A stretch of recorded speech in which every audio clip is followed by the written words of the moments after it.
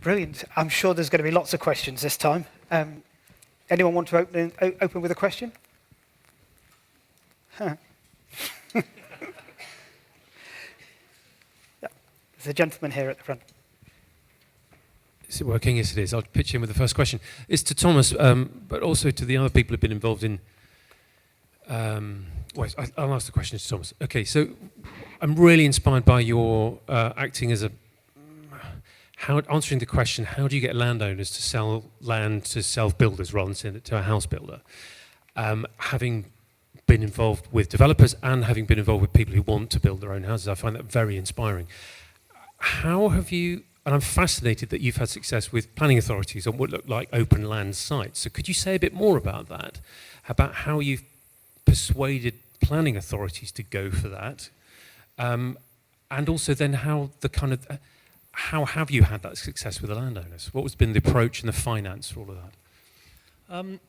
Well, I think the really interesting thing is it comes back to that customer value, but also as with a lot of property, a lot of that's down to cost. The interesting thing is when a developer develops a land, there's actually they need to make a profit. And actually when people are building their own houses, profit's not such an important thing. It's more important that they get the house that they want and that they want to live in. So people building their own house are willing to pay a little bit more for the land. There's actually various tax savings in stamp duty and CIL, which obviously you don't pay. If you buy a new house, you pay the stamp duty on that, the full price of the house. If you're just buying land, you just pay the stamp duty on the land. But there's a whole load of factors that come together that actually make it more economic for someone to sell direct to self-builders. I think a lot of people don't do it because it's complicated. And so I think that's why what we're really interested in developing is this new type of consultant which I think architects make a really well placed to be that consultant, to basically all the sort of difficult things. You need to install a bit of infrastructure, and you need to manage lots of people building their house at the same time. But if you're doing that repeatedly, then I think you can basically make it as easy as possible for the landowner to take that choice. But it's not always easy, because you have got a developer on their shoulder going, I'll buy it right now for this price, and you're having to say, well, this is going to take a little bit longer, but I think you're going to get a better result. Actually, sorry, the other thing is that I think it gives better results. So actually a lot of landowners end up living in the communities where they've sold the land. And actually I think it's a much better legacy to sell direct to people wanting to build their own house. Yeah, it's funny, it seems like a no-brainer to us. It'll be interesting to see where it goes. Just to build on that, it's worth looking in Bristol at Melissa Mean, who's been working in Knowles West as part of We Made That, she's unlocking sites which are basically held by the community, and working with Craig White from White Design, lovely guy, and they're basically unlocking lots of microsites. In Birmingham, there's a project called Demo Dev, which sort of friends of ours are doing, which is looking at all the microsites that local authorities have, which they can't really sell to developers because they don't have the economies of scale. Those microsites are absolutely perfect for stuff like this. Custom self-build is beautiful for it. So in a way, this is microeconomy. This is what the kind of platforms like what's been proposed are lived in are really unlocking, and that's really worth just kind of recognizing in really different ways. Just from our side, we're also working on a lot of community projects where we're actually working with, one is a church, two churches, and they've got land on the side, but they can't necessarily afford full fees.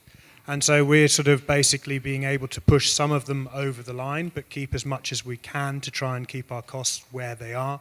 But it also means it unlocks them for them. And often they need to try and get past that first hurdle of planning to allow to unlock that finance.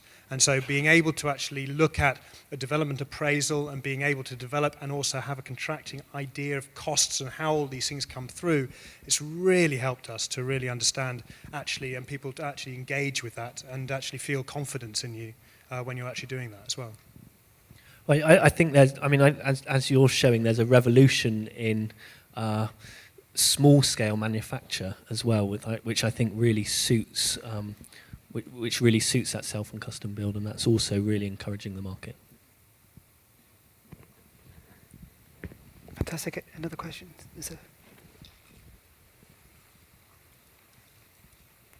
Thank you. I'd like to thank you all for the very inspirational talk. Actually, the point I found the most interesting was the changing in the nature of our bureaucracies, and the thought that we have that certain things are fixed and we cannot change them. I think it is a fact of the construction industry that it is very fragmented and very traditional in nature, but it sounds like this is changing. Would you agree with that? And also the other second part of the question is how your expectation in challenging either the covenant bureaucracy or the land ownership change of hands bureaucracy, were your expectation that you will find far bigger resistance, or you actually, when you went and tried, you found out, oh, we did it, we could do it? I'll start the conversation and open it up. So what we're seeing is that the current regeneration and the physical development model is just really collapsed in a functional sense. It's still operating because the way it is, and I think there's so much appetite. All the big estates, Grosvenor, Crown, all the big estates are right now doing their 10-year strategic reviews because they all recognize we're in a fundamentally different economy. And in the next 10 years, I think we're really genuinely thinking about a different economic model for real estate. Real estate as a kind of price commodity, I think, is really out of the window. And I think when you start to think about this, I think that's worth just bearing in mind.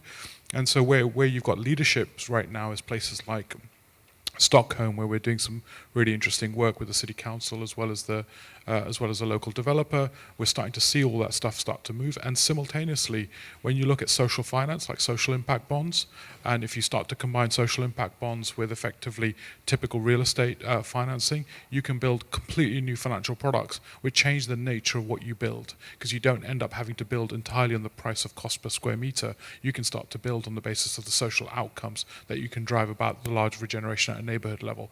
So there's something really extraordinary happening at the level of the bureaucracy of how you finance urban renewal, which I think will change what we build. We will not just build high-rise and stack them up. And I think that's just worth keeping an eye on. In terms of the fragmentation of the industry, I think, again, I think the scale of challenge that the UK faces as a result of Brexit means that I think we're going to see massive investment in the digitization of our infrastructure. So there's at least 4 planning authorities that are looking at full-scale the planning regs to be smart planning policy. What does that mean? Smart compliance around this stuff.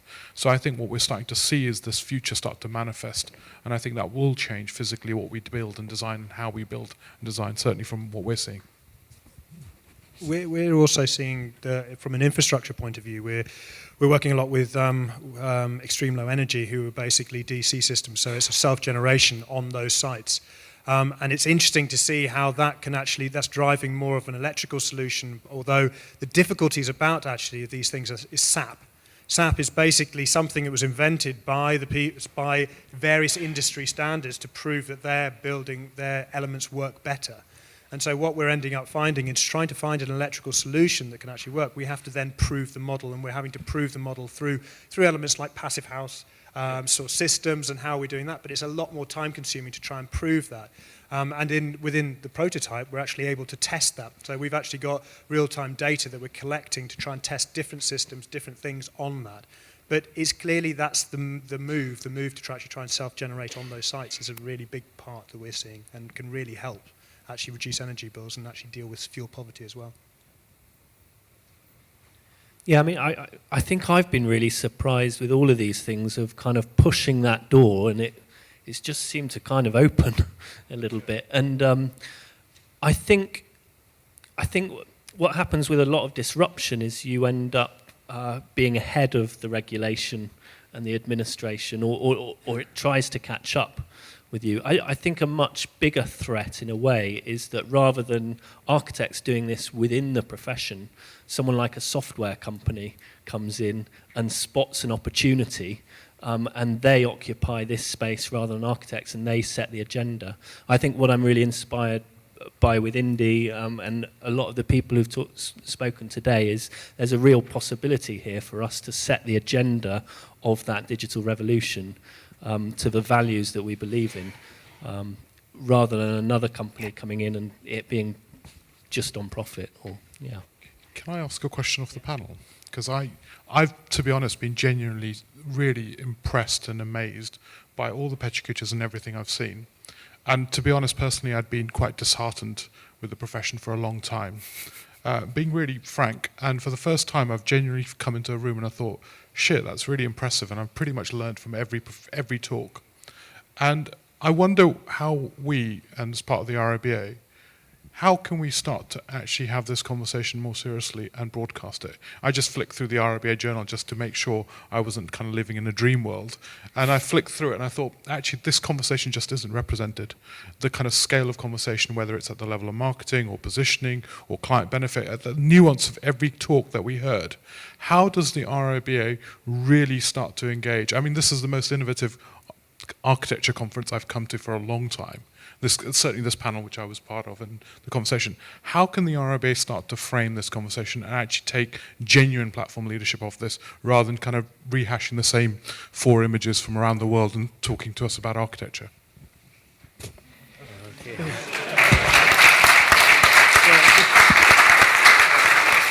I mean, the RIBA gave me my first chance, so that was already pretty good. But I think when they engaged with the industry, like with the RIBA window display thing, which was amazing, is that they said, we're going to provide architects for a field that never quite has architects. It's usually visual merchandiser. And so suddenly they push architects towards the real world, at least young architects in this case. And then the clients chose us. And there were a lot of synergies. I know Karen Millen chose us because we had a workshop, we had a Fab Lab, and they do the same thing. They do their own prototypes, and therefore it sort of triggered this conversation. Yeah, but just to build a little bit, so your images are typically what gets picked up, right? And they get communicated. But actually what's really interesting, the images are beautiful, no doubt, but there's something much more interesting in how you're thinking and the craft of what you're doing, which is, I think, under-communicated and under-discussed. So I think we end up being seduced by kind of nice glossy images and a few cover shots, but actually the craft of the profession, which is what I've seen in play, which is evolving, is under-discussed. And I just wonder how we can bring that. That's... sorry. I mean, I think there are actually quite a lot of conversations going on about this in the RIBA at the moment. And I think there's been a couple of initiatives that have been really helpful to me in engaging with the RIBA. I think one is Gazina came to our practice last year and really engaged, sort of just came and saw what we were up to, which was really great to sort of then share that. And since then, we've been getting a bit more involved in the RIBA. One of my understandings is that the RIBA's kind of mission is to kind of promote architecture rather than architects. And so, which I think needs to change possibly to be a bit more focused on the kind of the production rather than the results, or at least kind of bring that into its realm a little bit more, because I think the production is as important, if not more so, than the actual result itself. Could I maybe have a go as well?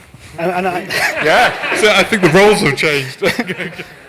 I just wonder whether it's about recognising the power of innovation within smaller practices and creating an opportunity for smaller practices to network together in order to leverage that, and to possibly the most important thing is to break this perception that small equals risk, because that procurement-led, risk-averse process is what drives everything up into bigger practices.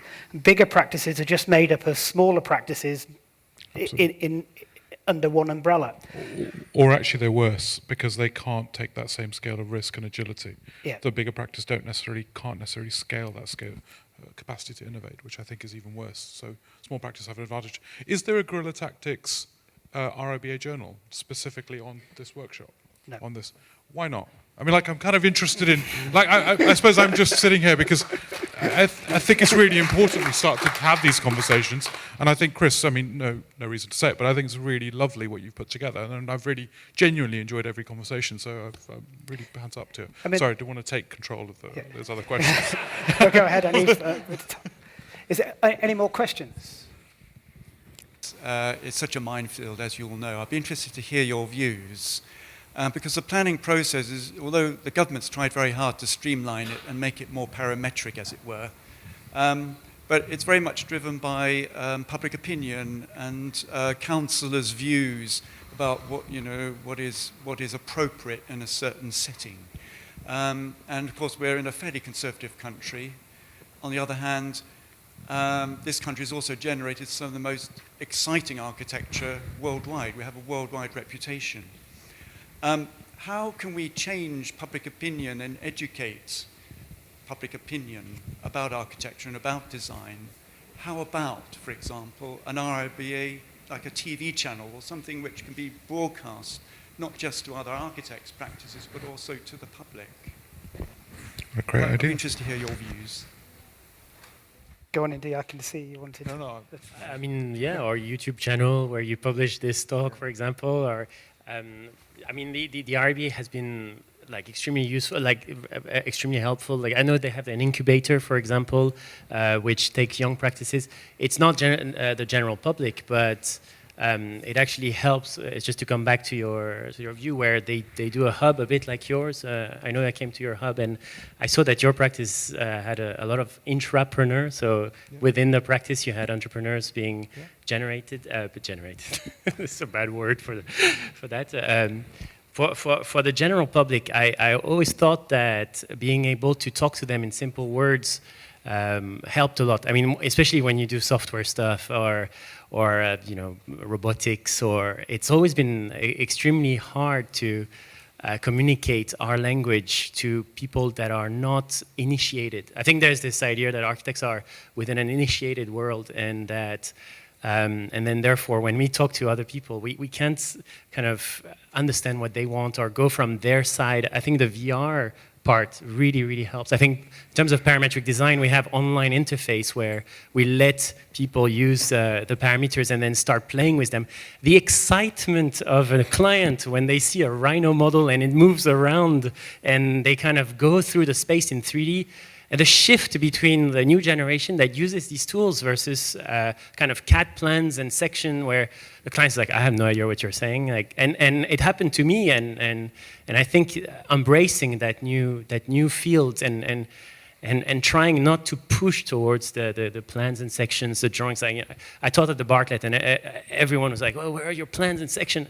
I'm like, well, actually, when I practice, my plans and sections stay within the office, go to the contractor, but the clients get so excited by the kind of three-dimensional stuff, by simple words. We don't need those complicated. Sorry, I go on and on. But All I was going to just point out is that's collaboration in a different way, but I think it's about collaboration. We learn at university that basically we have to be completely insular, and basically we hide everything, and everyone reinvents the wheel, and if you're not reinventing the wheel, you're not a good architect. Actually, hardly anybody reinvents the wheel. We actually make very little choice, and actually we just copy quite a lot of, or we do something, and then we realize actually we have copied somebody. So the principle of actually that, I think we've got to be better at being a little bit more collaborative and actually open ourselves up and actually being a little bit the open source principle, and realizing that we're not actually reinventing all the time, and it's all not our own personal sort of knowledge. Yeah, I mean, I couldn't agree more with those two things, and I think that being accessible. What I've been amazed at with the videos that we've been sending to clients is initially I sent it to a client who I knew quite well, so I felt like I could test it, but I felt, well, it's just me chatting. And maybe this doesn't sound professional enough. And actually, that's what people want. And I think there is a channel already, which is YouTube, basically. And I think there's a massive gap in the kind of whole YouTube platform for architects. If you go onto virtually any other industry, you'll have people chatting away about what they do, why they do it, and why they love it. You look for architecture, there's nothing there. And the few things that are there are an architect very stiffly stood up reading something from a script because they feel like they have to sound professional. And so I think it's up to all of us to start engaging more in a way that's kind of, more collaborative. So, I mean, just building on that, but just also going for your question a little bit, I also think it's worth just getting into planning at a strategic level. And what I found recently was, like, if you look at the original Town and Country Planning Act, 1947, it's an extraordinary act. I don't know how many of you know it, but basically it bought all planning rights are effectively owned by all of us. So you can own a land, but you can't own the right to do anything on it. That's effectively owned by everyone. It's communalized. And 1947, I think it was 1947, government effectively bought everyone's planning right across the whole of the country. What an extraordinary act after World War, right? And that psychologically changed. That's why planning permission is what it is. We, the people, give somebody the permission to build on their land. It isn't theirs inherently. They only own the right. And then when you look at actually the philosophy of what planning is, I think there's something that I think we're going to go back to a more structural debate about planning. And I think we need to start to think not planning from a technical perspective only, but also actually what does the philosophy and the bigger thinking of planning looks like. And I think there's going to be a big opportunity for a large-scale philosophical conversation about that. And I think the profession needs to get beyond itself. And in that, it becomes really interesting. So I often use this example, and I think it's really worth, everyone here, many people here own their houses. Many people's houses have gone up in value. What do you think has actually gone up in value? Your house physically is a depreciating asset. It costs more to repair. The land itself, if I put that piece of physical land in the middle of Scotland, would be worth nothing. So the only thing that's worth money is its location, location, location. What does that really mean? It means that land's access to common goods, parks, schools, transportation, labor markets. So when your house goes up in value, what's actually going up in value is common goods, and you are capturing it as a landowner synthetically. Now, when you start to frame house price inflation through that lens, you start to recognize most of house price inflation is actually common goods are going up in value, artificially captured by private housing. And I think we need to start to have more of the philosophical debates, and then also really talk about the idea of public good rather than community good. And we need to become much more clearer that the role of architects is to preserve the public good, not necessarily just the community good, which is a self-interested model of actually how people think. So, and I think there's an open opportunity for having these debates more philosophically, but also actually at a strategic level, because we're going to see pretty, I think, major shifts in the discourse over the next 3 to 5 years, in my view. Brilliant. I do need to...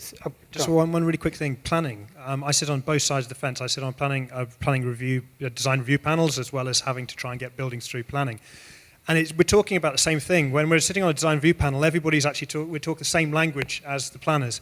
When I'm sitting on the other side, I'm basically being told by the planners that they can't design the building for me, and you come back in with another idea to try and work out whether they'll approve that one. And it's this whole process where it becomes sort of combative on one side, but not on the other. And I would say if we can actually get to someone like the GLA, and we're talking about if the RIBA can actually talk to the GLA to understand that massing and actually sort of developing brownfield sites and actually looking at how you actually start to get value and talk about, not value, but actually make sites viable in terms of cost. That's where I think the GLA, or where the IBA can actually help in really helping us to try and canvass the GLA and actually push that forward and actually create that as a conversation piece. Brilliant. Fantastic. What a fantastic session. Thank you very much, Will, Arthur, Thomas and Indy. Can we give them a round of applause?